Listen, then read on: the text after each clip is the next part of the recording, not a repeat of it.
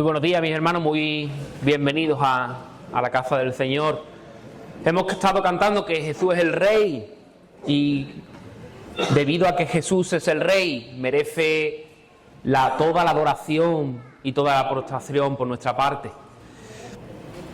Nosotros el jueves pasado, los que pudimos venir aquí, estuvimos hablando de la disciplina espiritual de la adoración.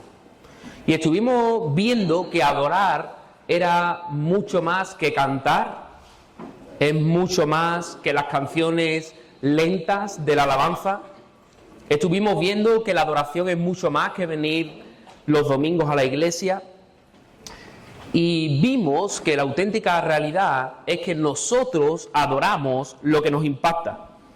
Nosotros adoramos lo que admiramos, lo que nos causa asombro, lo que nos causa admiración. Y como respuesta de ese impacto, como respuesta de ese asombro, nosotros respondemos adorando. La adoración, brevemente estuvimos viendo que es concentrarse en Dios y responderle. Concentrarse en Dios y responderle. Cuanto más seamos conscientes, cuanto más veamos la belleza, la majestad, la hermosura de Cristo, nuestro ser va a quedar mucho más asombrado, más maravillado, más impactado y como consecuencia vamos a adorar mucho más. Al final la adoración es la respuesta de un corazón provocado por la belleza, por la gloria y por el encanto de nuestro Señor Jesús. La adoración hace que los creyentes sean más piadosos. ¿Por qué? Porque las personas al final nos vamos transformando en lo que nos enfocamos. Imitamos aquello en lo que pensamos. Los niños, cuando ven una película de karate, o cuando tú eras niño y viste una película de karate, después te ves al niño intentando imitar a Jackie Chan, que era el karateca de mi época, ¿verdad? Y nosotros intentábamos hacer las llaves, las patadas, intentábamos hacerlo todo. ¿Por qué? Porque ese actor que está ahí haciendo karate nos impactó de tal manera que nosotros, ¿qué? Nosotros queremos imitar lo que él hace. Los adolescentes se peinan, se visten de tal manera, ¿por qué? Porque están impactados, porque sus estrellas, sus ídolos, se peinan y se visten de esa manera, y ellos, al quedar impactados, ¿qué hacen? Imitan aquello que hacen sus ídolos. Y nosotros los mayores pensamos que ya, llegado a una cierta edad, no imitamos a nadie. Pero la verdad es que continuamente estamos imitando y adorando a algo. Si quieres tener éxito en la vida, ¿qué es lo que hace la gente? ¿Comprarse libros acerca de cómo tener éxito en 3 pasos? Si tú te enteras que esa persona que tiene éxito en la vida se levanta a las 5 de la mañana, crean el club de los hombres de las 5 de la mañana, y tú también te levantas a las 5 de la mañana porque piensas que levantándote a esa hora tú vas a tener éxito en la vida. Es decir, continuamente estamos imitando, continuamente estamos enfocando en algo nuestra atención, y aquello en lo que nos enfocamos es lo que al final acabamos adorando.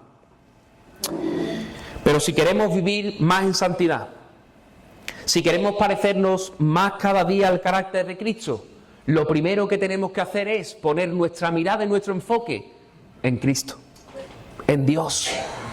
Pero para que todo eso ocurra, para que podamos adorar al Señor, para que podamos enfocarnos en Él, necesitamos tener un encuentro salvador con el Señor. Necesitamos tener un encuentro con el Dios vivo.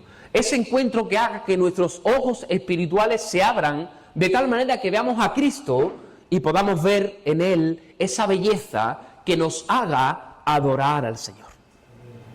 Y con esta predicación vamos a dar comienzo a una serie de predicaciones basadas en el Evangelio de Lucas. Basadas en el Evangelio de Lucas.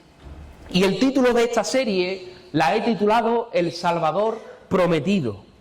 El Salvador Prometido. Y continuamente vamos a estar viendo la vida de Jesús a lo largo del Evangelio de Lucas. ¿Y cuál es la meta? ¿Cuál es el objetivo de hacer esta serie basada en el Evangelio de Lucas? Pues el primer objetivo es que personas que vengan aquí que aún no conozcan al Señor, personas que vengan aquí por primera vez y escuchen por primera vez el mensaje del Evangelio, que a lo largo de esta serie, por medio del Espíritu, ese Espíritu pueda abrir esos ojos espirituales de las personas y puedan captar la belleza de Cristo. Que podamos poner nuestro enfoque en Cristo de tal manera que esos ojos se abran y puedan contemplar la belleza y la hermosura de Cristo. Pero además, otro objetivo que tenemos también con la serie es que creyentes de años o de pocos días podamos enfocarnos más en el Señor, podamos contemplar más la hermosura del Señor. ¿Para qué? Para que nuestro corazón se quede impactado, para que nuestro corazón se quede asombrado de quién es Jesús. Y cuando nuestro corazón se quede impactado, cuando nuestro corazón sea capaz de percibir la belleza de Cristo, nuestro ser por completo va a adorar como nunca antes, como nunca antes. Y en esta mañana no vamos a comenzar la serie por el primer capítulo de Lucas, sino que nos vamos a ir a un encuentro que tuvo Jesús con una persona que aparece en el Evangelio de Lucas y que ese encuentro con Jesús cambió su vida por completo. Jamás volvió a hacer el mismo. Y te voy a pedir que me puedas acompañar a Lucas capítulo 5. Lucas capítulo 5, y vamos a leer desde el versículo 27 hasta el 31. Lucas capítulo 5, desde el versículo 27 hasta el 31. Y el título de esta predicación la he titulado El llamado del Salvador. El llamado del Salvador es una historia muy conocida, seguramente todos habremos escuchado alguna vez hablar de ella, pero en esta mañana quiero recordaros verdades que aparecen en este texto para que la podamos poner en práctica, para que la podamos poner en práctica. Y dice así la palabra del Señor en Lucas capítulo 5, versículo 27, dice: después de estas cosas, salió Jesús y vio a un recaudador de impuestos llamado Leví, sentado en el banco de recaudación de impuestos, y le dijo: sígueme. Él, dejándolo todo, se levantó y le siguió. Leví le ofreció un gran banquete en su casa. A la mesa se sentó un nutrido número de recaudadores de impuestos y otras personas. Los escribas y los fariseos murmuraban contra los discípulos y decían: ¿por qué coméis y bebéis con recaudadores de impuestos y pecadores? Le respondió Jesús: los que están sanos no necesitan médico, sino los enfermos. Y dice el 32, yo no he venido a llamar a los justos al arrepentimiento, sino a los pecadores. Jesús venía de sanar a un paralítico en su casa y seguramente estaría enseñando por las orillas del mar de Galilea hasta que tiene este encuentro con un publicano llamado Leví. Normalmente a este publicano llamado Leví también se le conoce comúnmente como Mateo. Mateo, el recaudador de impuestos. Su ocupación como recaudador de impuestos o publicano hacía de Mateo a una de las personas más odiadas en todo Israel. Los recaudadores de impuestos representaban a la escoria judía. Estaba dentro de lo más bajo de la escala social. Y simbolizaban los peores pecadores. No había ningún pecador peor que un publicano.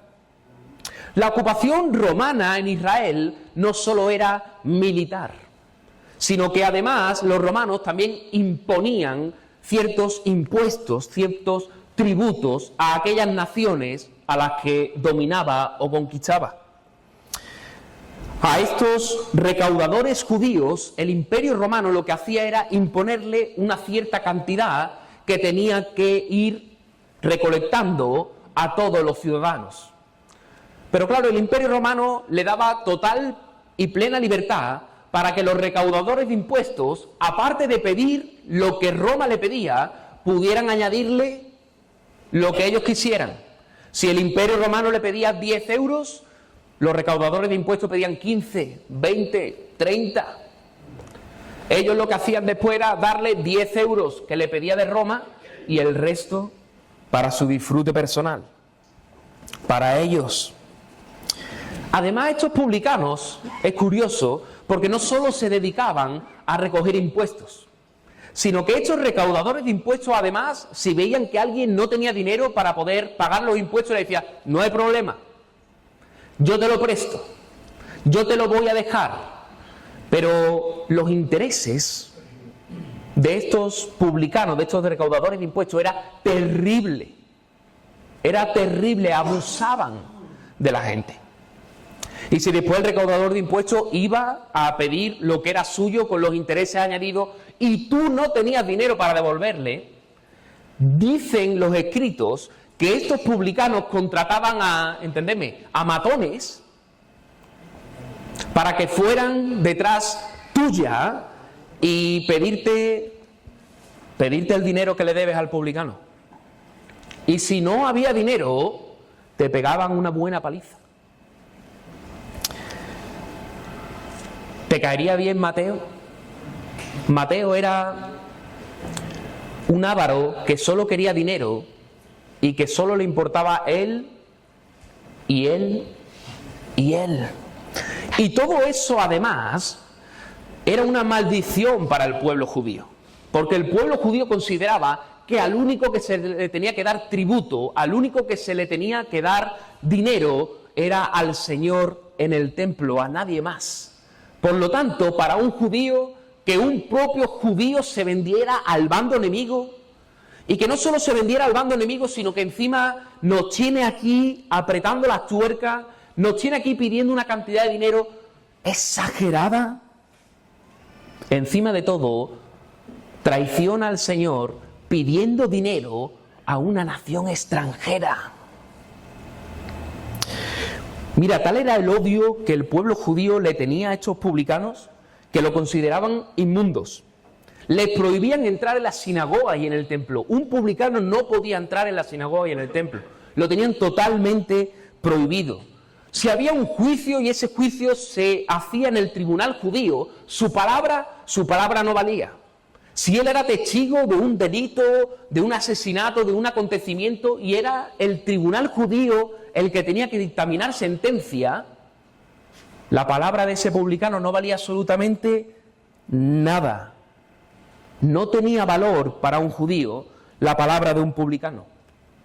Y en aquella época los publicanos se podían dividir en dos tipos. Estaban los publicanos denominados Gabai, que eran los que cobraban impuestos pues de las cosas más generales de la vida. Y después estaban los moques, que eran los encargados de recoger los impuestos de la actividad económica, relacionados con la actividad económica de cada persona. Los moques había dos tipos. Estaban los grandes y estaban los pequeños. El moque grande se encargaba, por así decirlo, era el jefe del banco.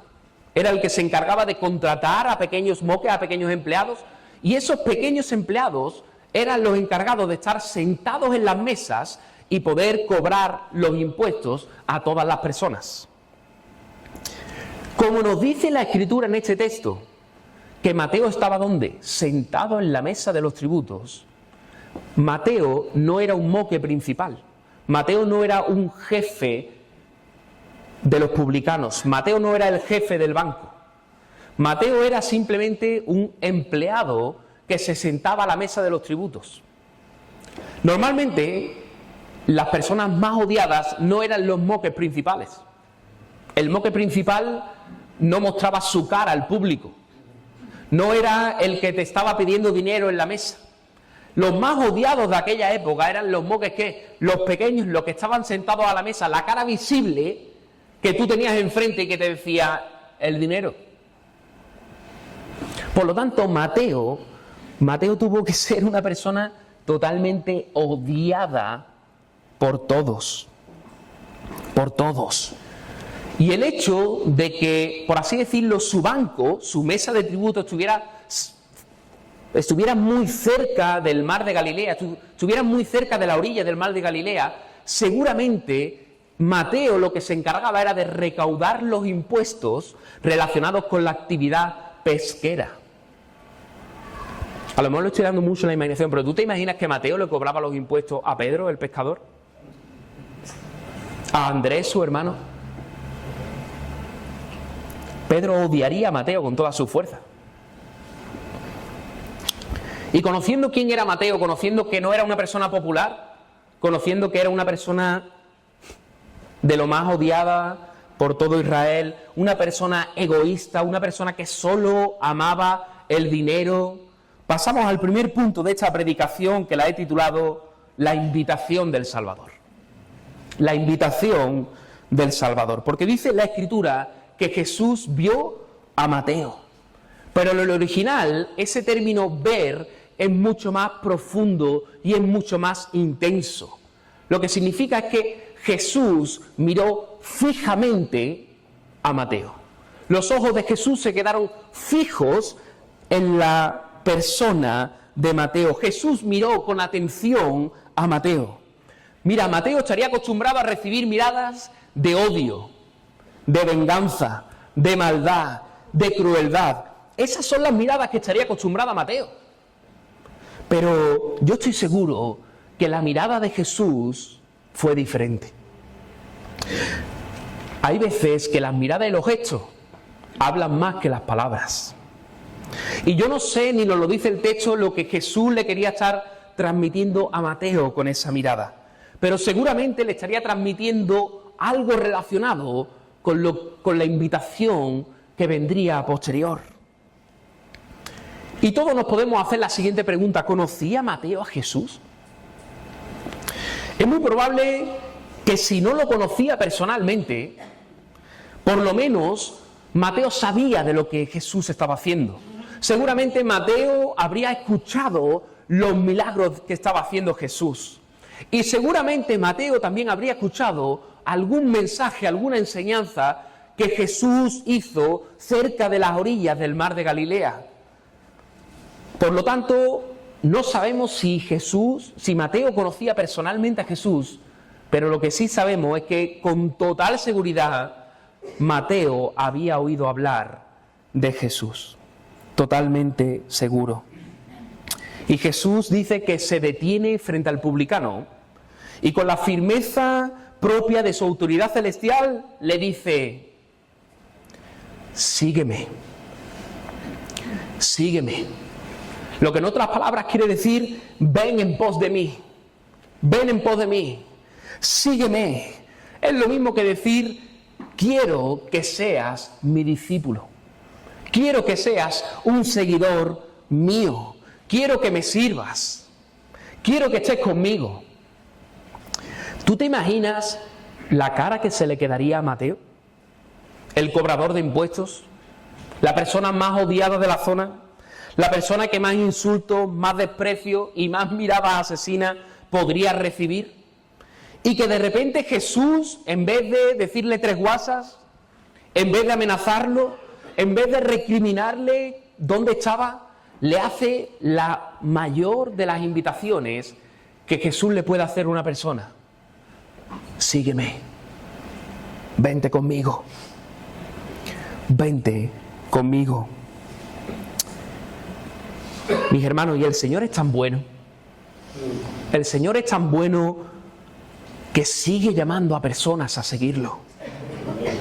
Y es por ese motivo por el que aquí seguimos predicando la palabra y enseñándola. Porque sabemos que Dios mismo sigue llamando personas a seguirlo.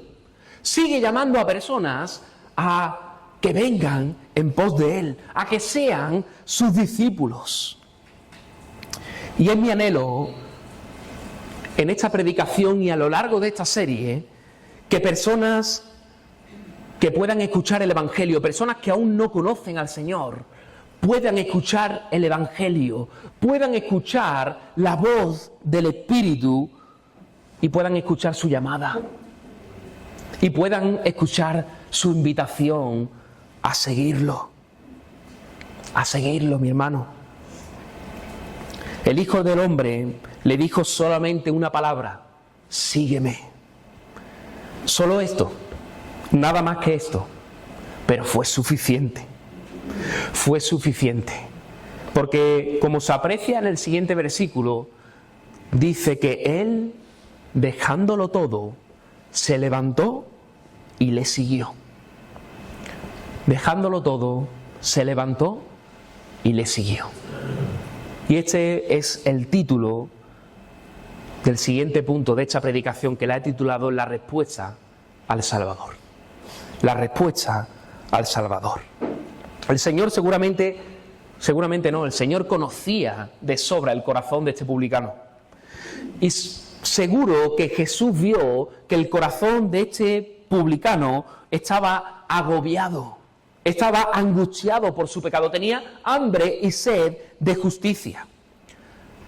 La respuesta inmediata de Mateo nos hace ver que él quería cambiar su vida, que él quería seguir a aquel seguramente había estado escuchando con anterioridad.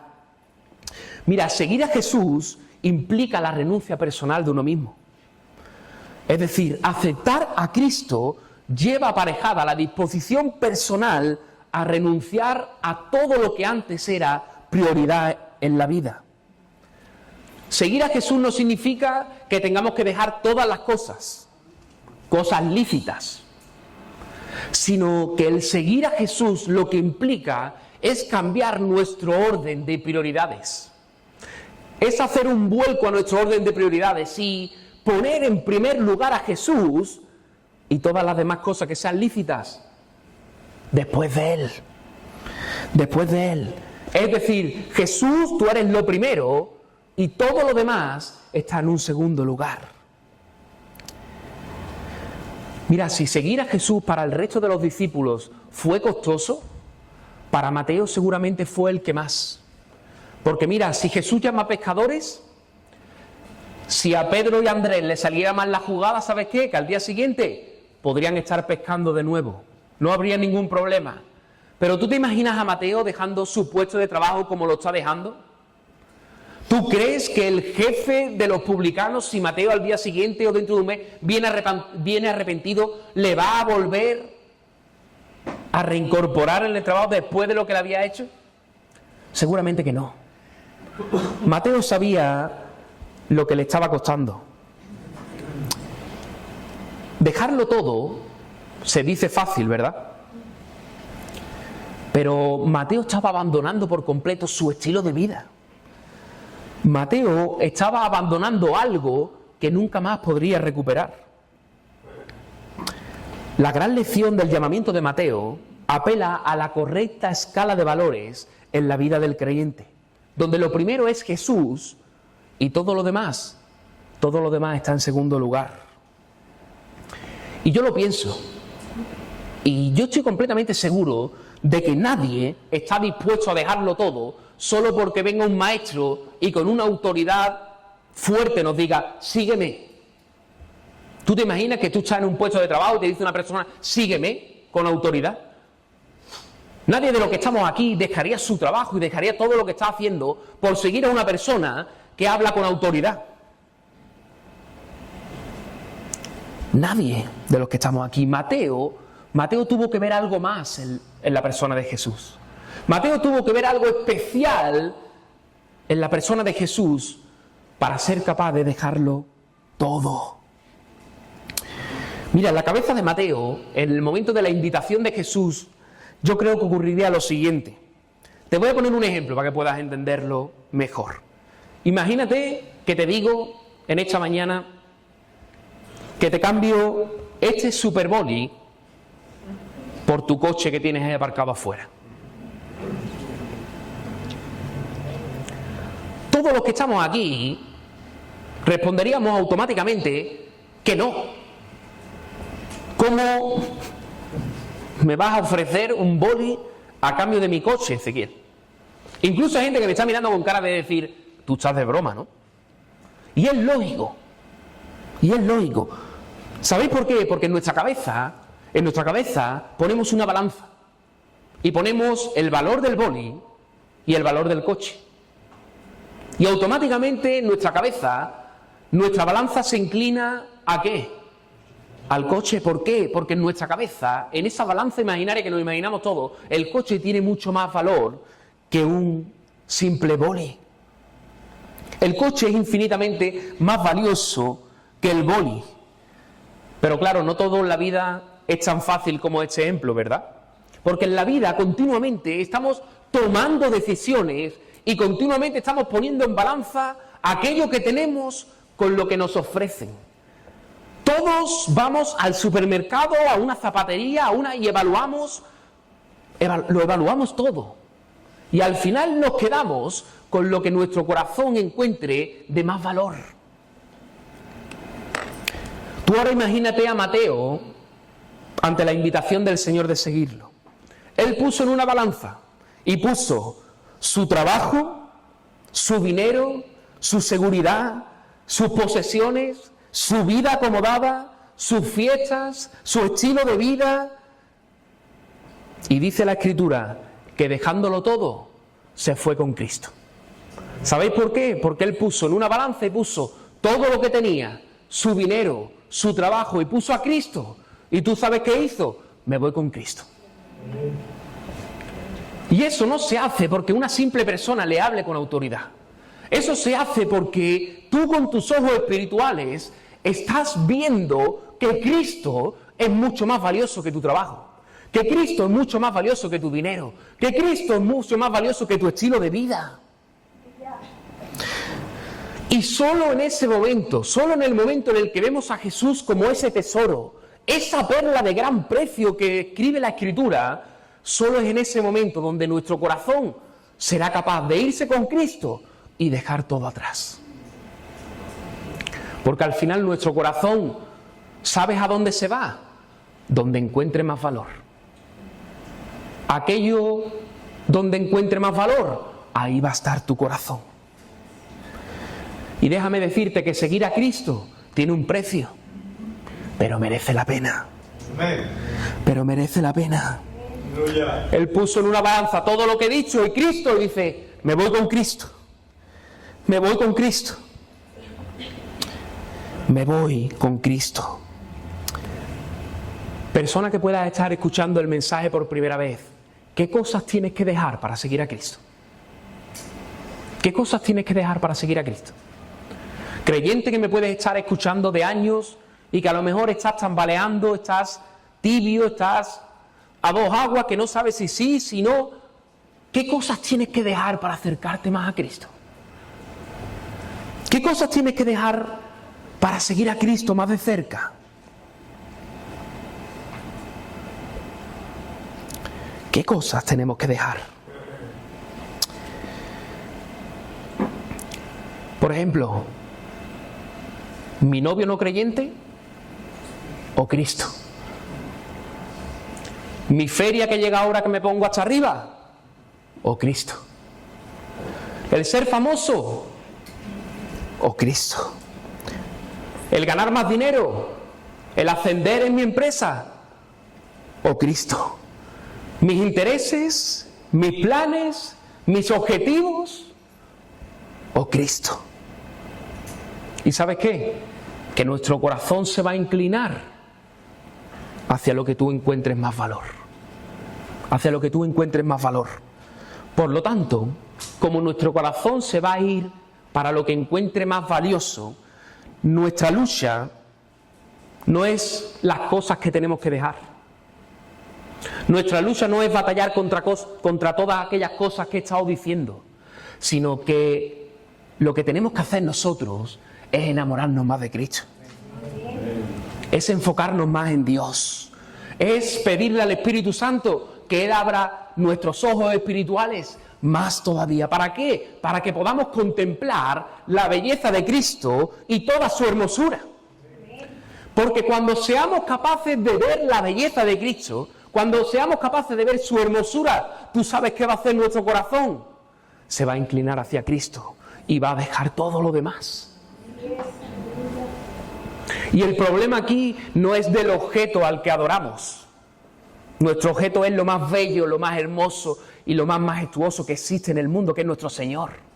El problema lo tenemos nosotros, que nos tenemos que poner las gafas espirituales para ver bien.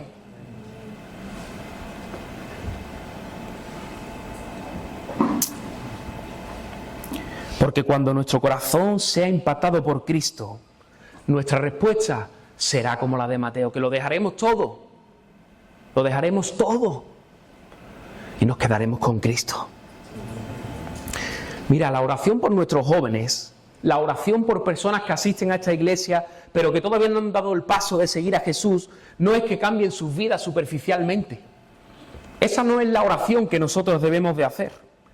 Nuestra oración para nuestros jóvenes y para las personas que aún no han dado el paso de seguir al Señor es que se abran sus ojos espirituales, es que puedan ver la belleza y la hermosura de Cristo, es que los jóvenes, es que las personas que vienen aquí que simplemente escuchan, es que se puedan enamorar del Señor, es que puedan ver la belleza y la hermosura de Cristo. Y ese enamoramiento de Cristo, ese ver la belleza de Cristo, ¿sabe qué? Que va a hacer que cambien sus vidas por completo. El cambiar superficialmente, el cambiar las conductas, el cambiar las cosas que hacíamos anteriormente, el dejarlo todo, es el resultado de tener un encuentro personal con el Señor. Es de tener un encuentro donde nuestros ojos se abren y vemos esa belleza y esa hermosura del Señor. Los tiempos verbales que aparecen en ese versículo de dejándolo todo, se levantó y le siguió, son verbos que muestran una decisión firme en la vida de Mateo.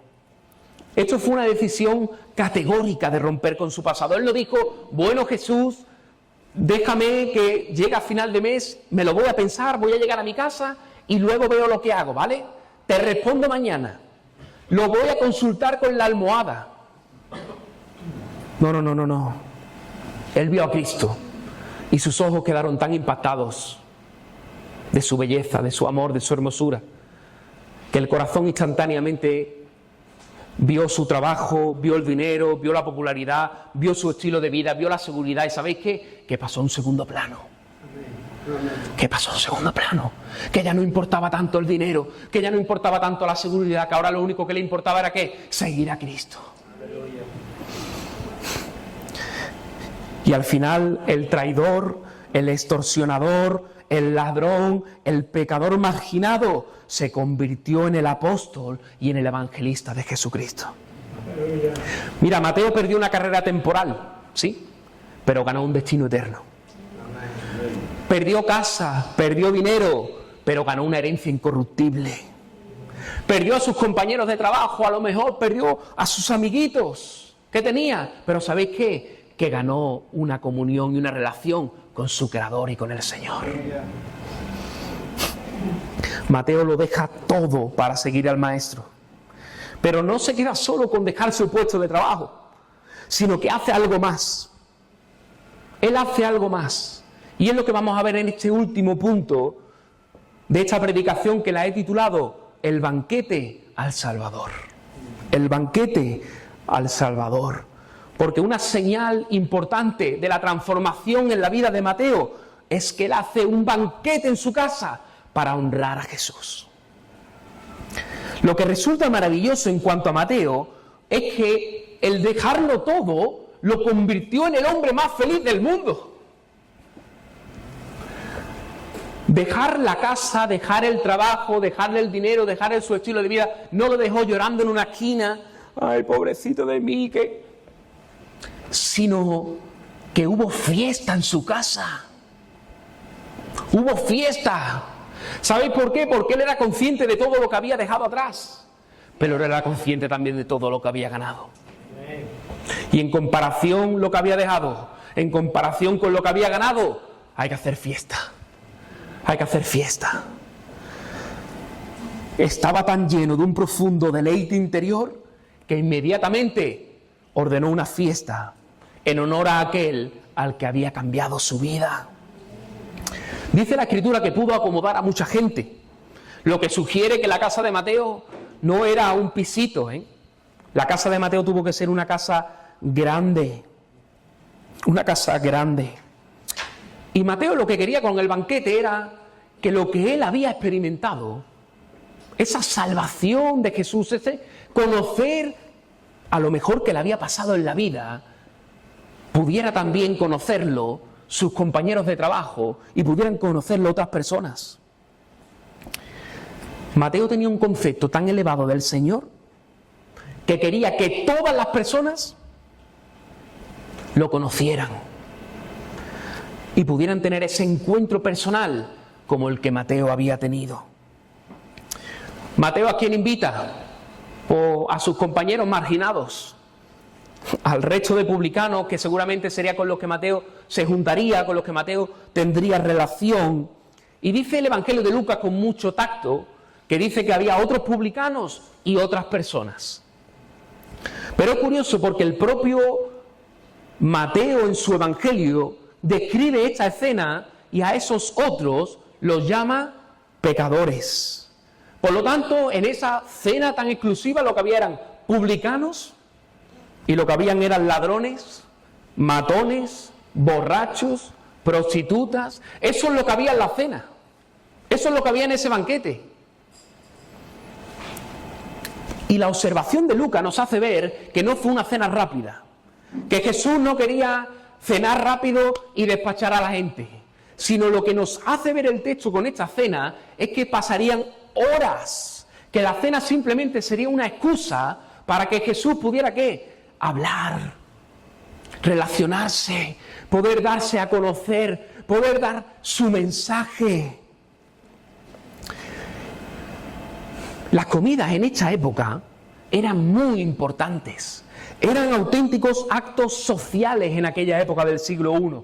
Si tú te sentabas con cierto tipo de personas a comer, tú estabas queriendo decir que tú tenías una relación muy íntima y muy cercana con las personas con las que tú te sentabas a comer.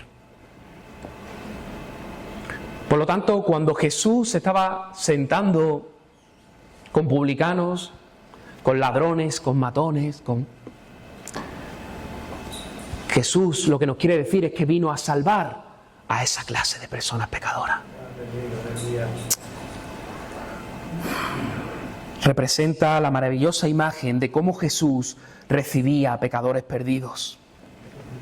Pero en medio de la cena, en medio de ese banquete, de esa cena, aparecen el grupo de los escribas y de los fariseos, los cuales dice la Escritura que comienzan a murmurar y a refunfuñar, comienzan a hablar entre dientes, comienzan a hablar bajito. Y Lucas no deja claro cómo Jesús se entera de lo que estos publicanos y escribas están queriendo decir. No sabemos si es que Jesús lo oyó, aunque hablaran bajitos, o fue un conocimiento sobrenatural de lo que los escribas y fariseos estaban hablando. Pero lo que sí sabemos es que Jesús es consciente de lo que ellos están hablando y de lo que están murmurando y criticando. Y la pregunta de los escribas y fariseos es: ¿por qué coméis y bebéis con publicanos y pecadores? Esta pregunta no es una pregunta por querer saber información. No es una pregunta sincera en los corazones de los escribas y de los fariseos de decir: Jesús, discípulo, ¿por qué coméis con esta clase de personas? Quiero saber simplemente. No. Esta pregunta, con el hecho también de que estaban murmurando y criticando, lo que nos hace ver es que los escribas y los fariseos estaban muy enfadados porque Jesús y sus discípulos se habían sentado a comer o a cenar con pecadores. Para los escribas y fariseos, este tipo de personas eran la escoria social judía. La pregunta, evidentemente, fue retórica, planteada como una reprimenda por lo que veían como un comportamiento escandaloso por parte del Señor y sus discípulos. Y al oír a los escribas y los fariseos, o al saber Jesús lo que estaban hablando, Jesús les responde. Y la respuesta de Jesús la podemos dividir en dos partes. Primero ofrece una analogía, ¿verdad?, señalando el hecho evidente de que los sanos no tienen necesidad de médico, sino ¿quién tiene necesidad de médico? Los enfermos, los que están enfermos. Y por último, Jesús les respondió desde su propia autoridad como Dios encarnado, diciéndole: yo no he venido a llamar a los justos al arrepentimiento, sino a los pecadores. sino a los pecadores. Y en esta escena podemos ver cómo Jesús tenía relación con personas pecadoras y reconocidas como la escoria social en esta sociedad judía. Y nosotros, mi hermano, como creyentes, por supuesto que tenemos que tener relaciones y compañerismo y tenemos que tener comunión con personas que no son cristianas. Claro que sí. Muchas veces hablamos con tanta dureza de los no creyentes, hablamos con tanta frialdad de los no creyentes. Y claro que tenemos que hablar de los no creyentes, y claro que tenemos que hablar de su destino final, claro que tenemos que hablar que el destino del no creyente es el infierno, es vivir una vida totalmente alejada de Dios por una eternidad, pero cuando hablemos de esos temas, que lo hagamos con lágrimas en nuestros ojos, que lo hagamos con dolor, que lo hagamos con un dolor en el pecho por saber que lo que estamos diciendo es verdad y que esa persona va a acabar una eternidad lejos de la presencia del Señor. Y eso, mi hermano, nos tiene que doler.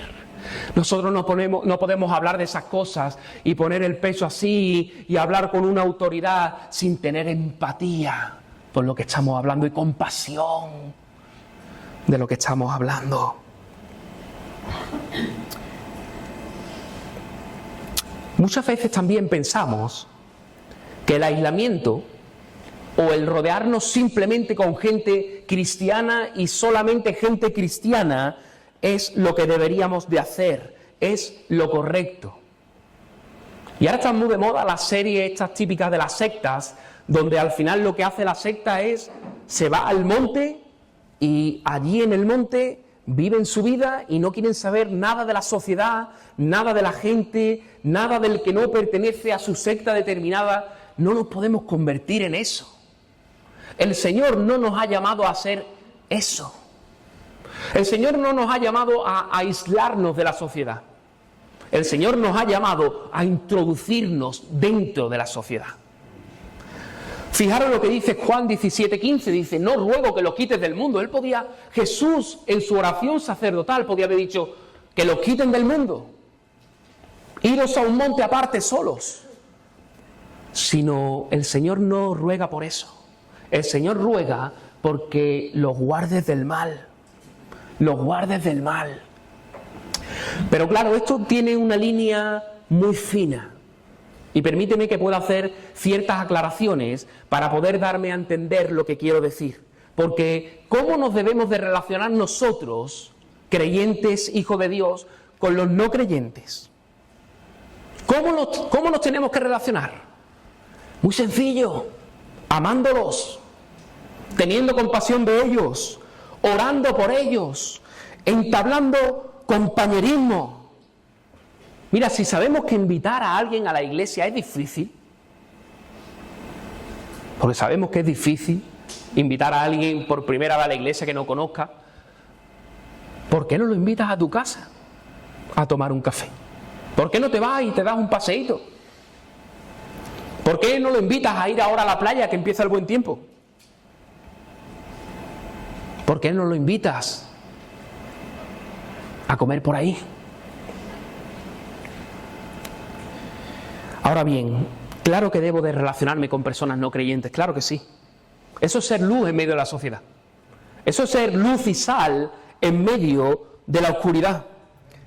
Pero ¿sabes qué? Que no debemos de participar de las cosas que a Dios no le agradan. Debemos de tener compañerismo, debemos de amar, debemos de tener compasión por las personas que no conocen al Señor, claro que sí. Pero no debemos de participar de las cosas a las que Dios no le agrada. Te voy a poner ejemplo. Yo puedo ir a la feria a comer con los padres del colegio o del instituto de mis hijos. ¿Sí? ¿Por qué no? Ahora no participes de todo. No bebas hasta arriba como lo hacen el resto de padres, si fuera el caso.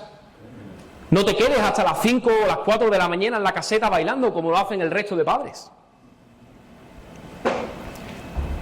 Participa de las actividades del cole de tu hijo, claro que sí, si pertenece a AMPA, si pertenece a la asociación de padres, claro que sí, participa. Pero ¿y cuando llegue Halloween? ¿Vamos a participar como creyentes o nos vamos a posicionar? Hermanos, nos tenemos que posicionar como creyentes. Yo tengo que tener compañerismo, yo tengo que relacionarme con la gente, pero hay ciertas cosas que por ahí no paso. Que por ahí no paso. ¿Puedo salir con mis amigos al cine? Claro que sí. Pero no te rías de los mismos chistes. No emplees las mismas palabras. No hagas lo mismo que hacen ellos.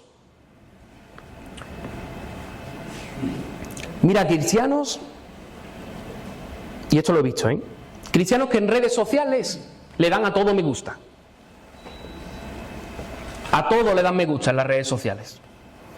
¿Está mal, pregunto, está mal darle a una foto me gusta de un no creyente? No, no está mal, claro que no. Claro que no. Pero ¿y si ese no creyente está haciendo algo que no agrada al Señor? ¿Y si ese creyente está haciendo algo en esa foto, en ese vídeo, que no agrada al Señor? ¿Y tú? Me gusta.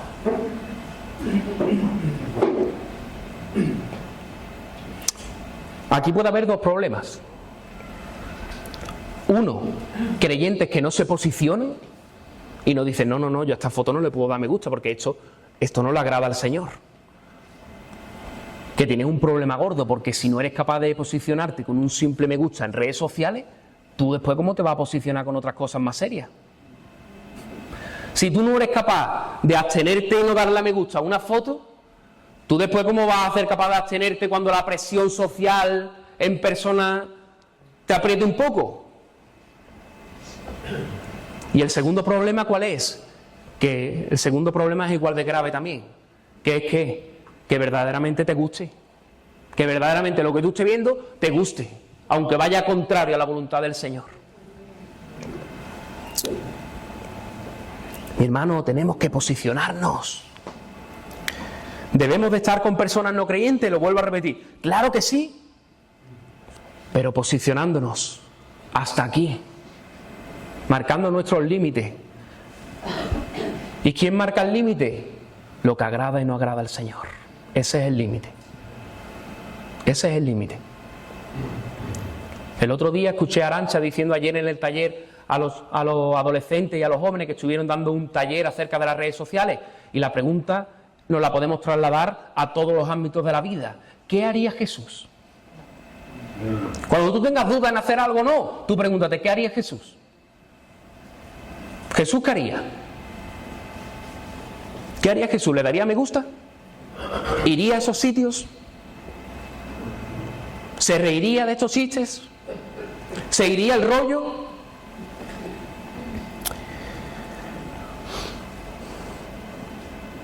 ¿Debemos de estar con personas no creyentes? Claro que sí, pero al mismo tiempo abstenernos de ciertas cosas y con una misión.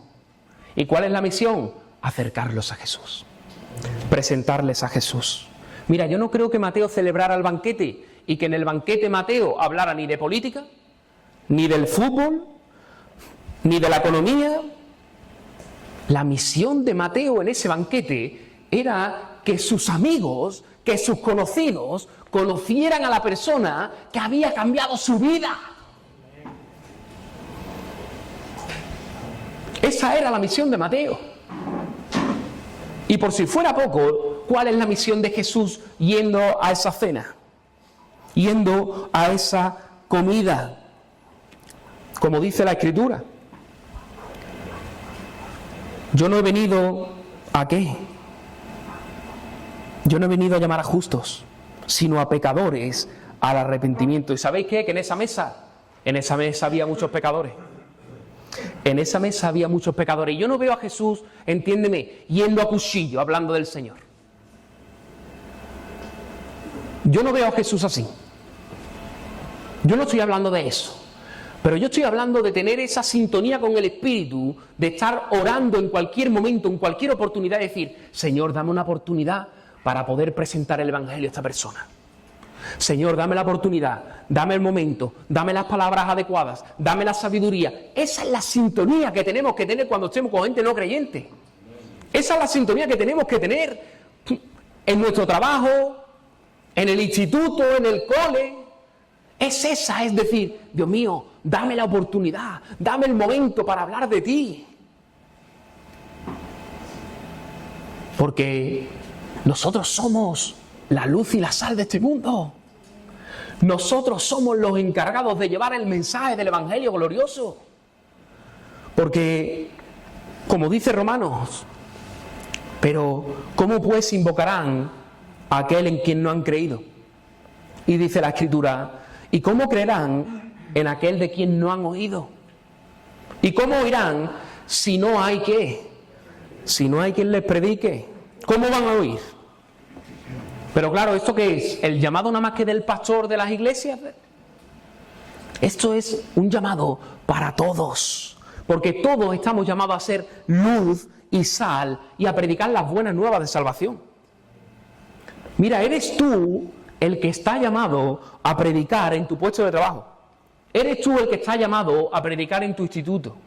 Eres tú el que está llamado a predicar a tus compañeros, a tus amigos, a tu vecino del barrio. Eres tú, ¿y sabes qué? Que ese es tu púlpito. Tu trabajo es tu púlpito. El instituto es tu púlpito. Tu vecindario, tu bloque es tu púlpito.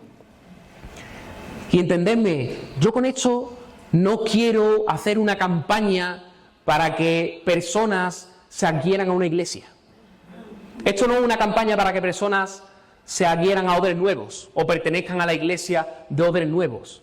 Esto es un llamado a predicar el Evangelio, a predicar a Jesús, a predicar a la persona maravillosa de Jesús. Ese es el llamado, ese es el púlpito. El púlpito no es hacer proselitismo para que la iglesia se llene y odre nuevo crezca de una manera increíble. Eso no es lo que yo estoy queriendo decir aquí. Yo lo que quiero es que nuestro púlpito proclame a Jesús. Y a eso estamos llamados. ¿Y sabéis qué? Que como resultado de eso, ya irán a una iglesia. Ya irán a una iglesia tranquilo. Pero nuestro llamado es que conozcan a Jesús. Conozcan a Jesús. Y mientras que suben los hermanos de la alabanza,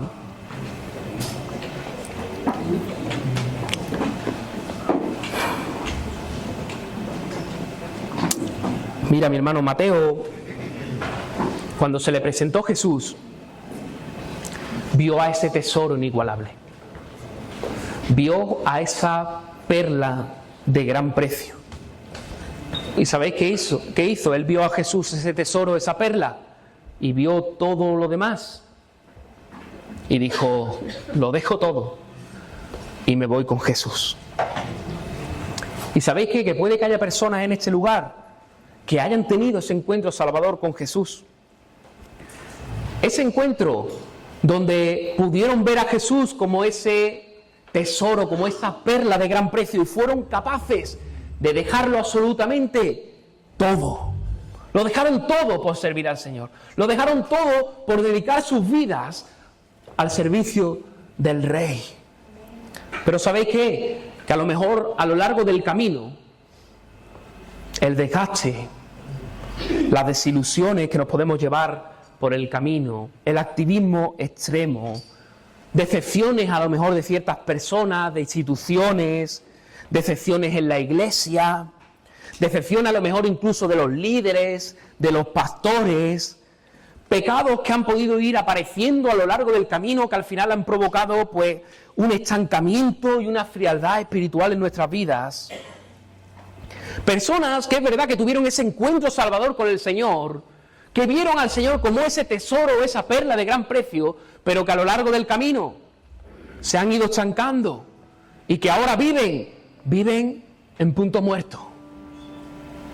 Viven en punto muerto, no tienen ninguna ilusión, viven vidas, sí, bueno, vamos tirando.